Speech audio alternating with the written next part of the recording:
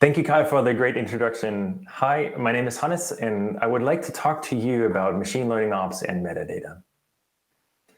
I'm a machine learning engineer at SAP Concur, and I'm also a Google developer expert, and I had the great opportunity to co-author 2 machine learning publications in the past. And today I would like to talk about machine learning ops, and later I would like to introduce to you how we can use metadata in the field of machine learning. Machine learning ops covers a lot of things surrounding our machine learning models. In 2015, Google published a paper called The Hidden Technical Debt in Machine Learning, and the paper explained the different components we need when we bring machine learning systems into the real world. So in the past, we have extensively focused on the machine learning code, the architecture, the different types of models. But when we look into real-world machine learning applications, there's way more things we need to consider beyond the data collection. We need to talk about the feature extraction, the data verification, the model analysis, the model serving, and then also the monitoring of our machine learning models. So in the real world, then, we have our machine learning experiments. We have a business problem where we would like to solve in data science, and our data scientists and machine learning engineers work on solutions there. But then when we want to bring those machine learning models into production environments, we want to, for example, integrate this into an app or into a server-side application, then we need to talk about how can we reproduce those models, how can we trace the different artifacts which go into the model. And then very quickly, we have a discussion with our data scientists. How do we keep those models updated? And how do we reduce the burden on the data scientists to keep those models up to date? Very quickly, when we solve those business problems with data science solutions, the question comes up, what happens to those trained models? And this story is often very sad because most machine learning models aren't deployed. So here in this case, that's a very famous quote. It says, like, it took us 3 weeks to develop a machine learning model, but we're still working on the deployment. And once the model is deployed, we see so many other things happening to that model. There will be a data drift. There's a good chance that the schema of the underlying data can change. We can experience a training serving skew. There might be a misalignment of the pre-processing steps. And over time, the retraining of the model can be more complicated. So for example, we have to ingest more data. The pre-processing will take more time. We're facing a lot of scaling questions there. And then even there, our model might be used by more and more users. And so we then experience high latencies with our predictions. Once our machine learning model is out in the real world, we very quickly need to talk about the machine learning model lifecycle. And a standard machine learning model lifecycle looks like this. We ingest the data from a data source, we validate the data, we make sure that the data schema and the data statistics haven't changed compared to our previous runs. Once we confirm the data validation, we can then focus on the data pre-processing. The data we use to train our machine learning model usually doesn't arrive in a format our machine learning model later can understand. So that's why we need to do some feature engineering and some pre-processing here. And then once we have the data confirmed into something our machine learning model can understand, we can finally train our machine learning models. Sometimes we also want to tune those models. So in that case, we would go through a bunch of experiments to tune some of the hyperparameters within our machine learning model. And once we have narrowed down a really good candidate of our machine learning model, we need to step through the model analysis and the model validation. So in the model analysis, we want to make sure that the model performs equally across a feature or across slices of a given feature. And in the model validation, we want to make sure that the model performs very similar to our previous runs or better. Or maybe we have a metric where we say, yes, we accept a little degradation in our accuracy, but we want to see a much faster latency or a much lower latency here in our inferences. And then once we confirmed everything that our preferred model works as expected and also is not bringing in any bias and performs as as or better than previous models, then we can automatically deploy our machine learning models. And once the model is out in the real world, we can capture more model feedback and then ingest that back into our systems to ingest it as more data and new data in the following run when we restart that entire model lifecycle. As you can see very quickly, those components are entangled. So for example, when we generate a model schema or a data schema during the data validation process, that schema is being reused by our data preprocessing step and by the model training step. Those entanglements can be very complex, and they're very difficult in some situations to describe them. And that's where TensorFlow Extended comes in. In the case of TensorFlow Extended, we can describe those individual components as Python code. You can see the individual pipeline steps as blue boxes in our pipeline workflow there. And then for each individual step, TensorFlow provides individual components which we can define, and I will show you an example later. However, in addition, TensorFlow Extended also provides standalone libraries which allow us to use those libraries maybe in connection with a PyTorch model or a scikit-learn model. Specifically, like if we look at TensorFlow data validation, we can use that tool as a standalone library for non-TensorFlow machine learning projects. So if we put everything together into a machine learning pipeline, we can then run those machine learning components on the very different orchestrators. And we have 3 different key orchestrators, but TensorFlow Extended is highly flexible. It also allows you to use custom orchestrators. The key pipeline orchestrators you can use at this point in time, there are Kubeflow pipelines, Apache Airflow, and Apache Beam. Each of the orchestrators will then connect with a metadata store through the TFX components, and the metadata store will keep track of the metadata from each individual component, and it will provide the references to the metadata to the downstream components in our machine learning pipelines.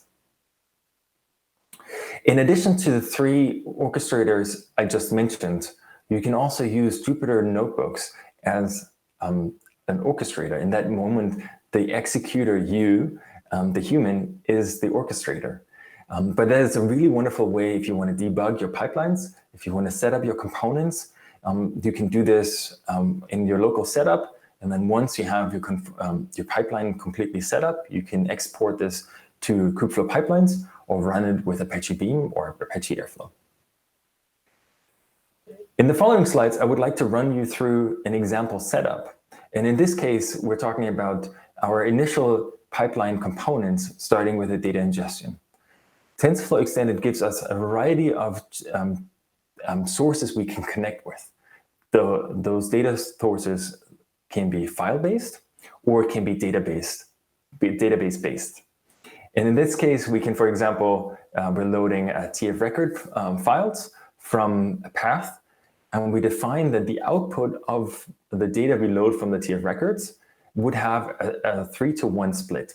So we ingest the data as one blob, so to say, and then we randomly split the data consistently between the training and the evaluation split. Of course, you can define more splits if you need a test set or if you need an additional validation set. And you can also define the different split ratios there. In this case, we define the splits, and in the following case, we ingest our data sources as we defined in our components. So once the data is ingested, we can then create the statistics and the data schemas, as I mentioned earlier. That is very straightforward. We basically invoke the statistics component with the output from the previous component, which is our example generator. And we can do the exact same thing with our schema generator. In this moment, we take the output of our statistics generator. Once we have completed those 2 steps, we can then visualize the output. That's one of those amazing tools from TensorFlow Extended. In this case, it's the dashboard, the TensorFlow data validation tool, where we can ingest a data set and quickly get the statistics over the numerical features and the categorical features. Very quickly, we need to we get into the realm of the entire pipeline. I don't want to go through each individual step today. I have some resources at the end of the presentation where you can learn about all the individual components. But I would like to highlight that with TensorFlow Extended, you can abstract your feature engineering, you can describe your model training, your model analysis, and your model deployment. With that, let's fast forward and let's take a look at how we can orchestrate our machine learning pipelines so we can run those machine learning retraining processes continuously and automatically. So in this case, we define our orchestration, our pipeline orchestration. So we define our individual components, and in the following slide, I will show you how you define this as Python code. But you would basically define the individual components and then convert them into something what you can run on Apache Airflow, Apache Beam, or with kubeflow pipelines. So here in this case, this is the code you would have to run to orchestrate your pipeline with Apache Beam. In this particular case, we have previously defined our example gen, statistics gen, and so on components as Python objects. We define our metadata, our connection to the metadata store.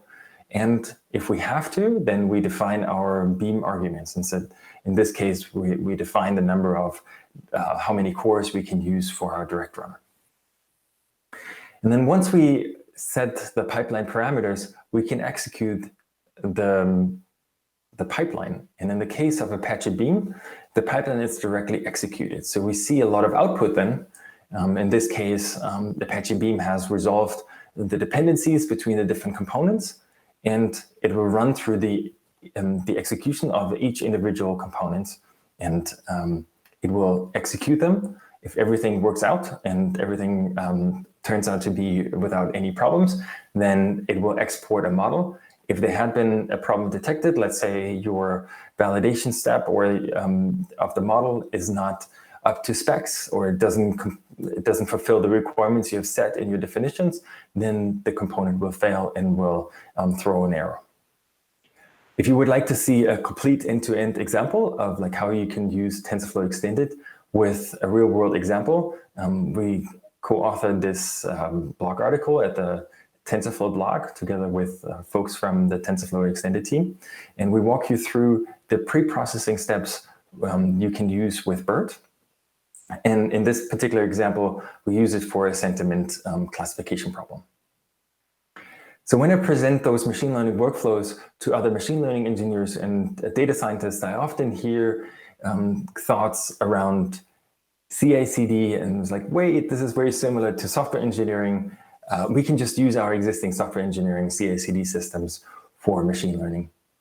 And I would say this is not the case. We cannot use the current systems for continuous integration and continuous deployment, which we use in the software engineering world for machine learning. There are a lot of similarities, and we can learn a lot from the software engineering field. But in terms of machine learning, we have to be a little bit more careful.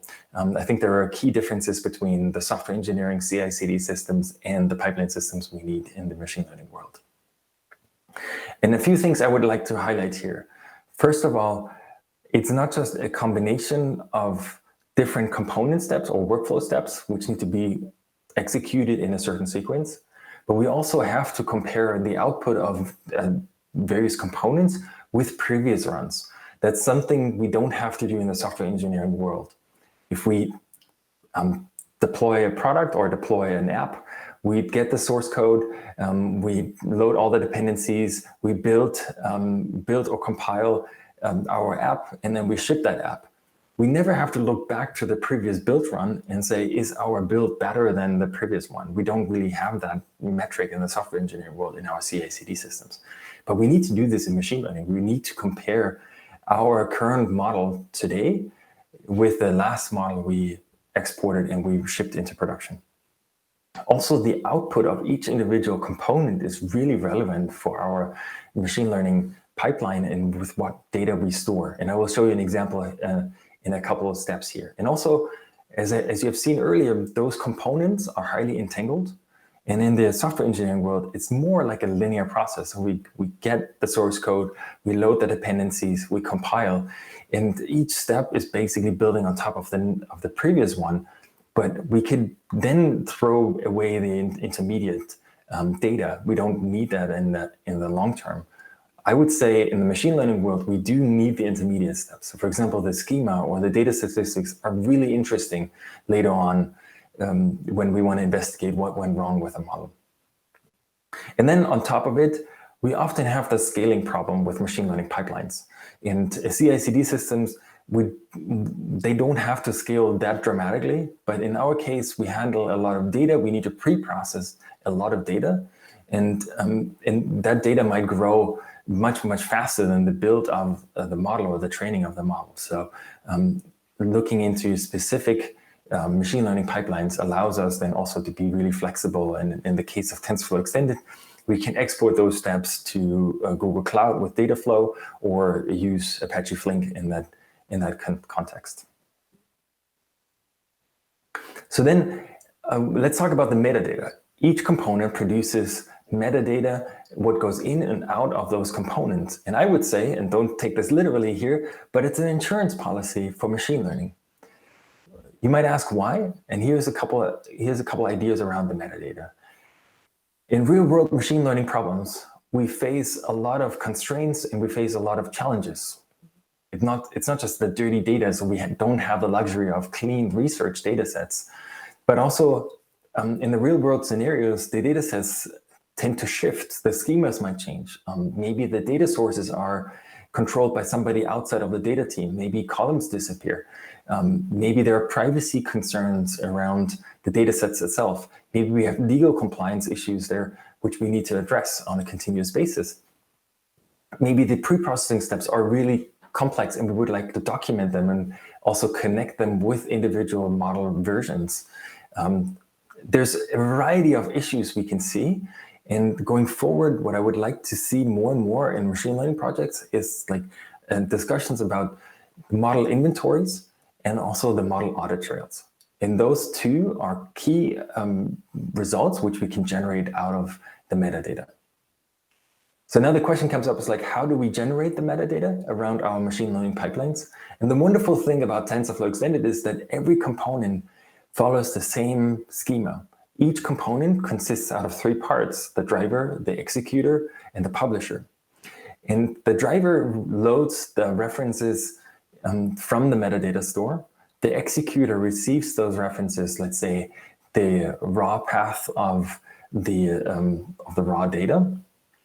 The executor receives those references, loads the data from the file system, manipulates the data, stores it in the file system again, and then gives or hands over the reference to the manipulated data back to the publisher, and the publisher will then submit it back to the metadata store and store it in a consistent way. Because it's the metadata we track with TensorFlow Extended is highly consistent and the schema is very much defined in this case, we can then build use cases and applications just around the metadata. And I think those applications are really interesting for data science teams and for more complex data science projects we see in a lot of companies and in a lot of projects. What we then can do is we can start tracking our artifacts. We can then help with the legal compliance of our machine learning models. We can simplify the training process, for example, through warm start training. Or we can then implement a sign-off in our models, and all the data we add or we use during the model training process is then automatically being tracked, and the data scientist or the machine learning engineer doesn't have to track the data anymore manually. So that removes a lot of reasons for errors and mistakes, etc., etc. One great application I really like around TensorFlow Extended is that the machine learning pipelines can become a collaboration tool. So here in this case, you see the output of the TensorFlow model analysis and the TensorFlow data validation. Those outputs are being stored or that references of those outputs are being stored in the metadata store, we can persist the outputs there. We can store them somewhere on a cloud bucket, for example. And then later on, we can go back and review the results with the data science team.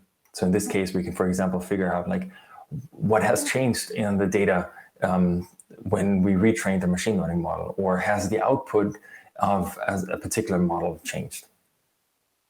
Furthermore, we can then also stitch together the metadata and look through all the artifacts which have been used to train a machine learning model for a particular model version. So let's say if a user complains 3 months down the road about a prediction and has concerns about the model prediction, we can then go back and reinvestigate all the artifacts which have had an influence on the model during the training process. So we can see which data set was used, how do we manipulate the data set, how do we do the feature engineering, what were the overall statistics within the data set, and then we can reevaluate the model evaluations to learn our lessons from potential mistakes we made. And I think the model lineage is a wonderful use case in that moment. We can also retrain larger models with less data.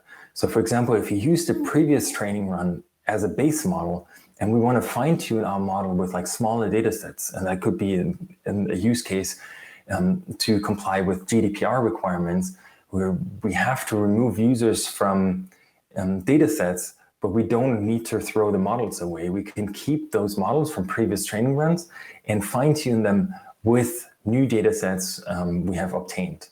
Those data sets could be smaller, and we can then do a very use case specific fine tuning through the warm sort and the references from our model pipelines.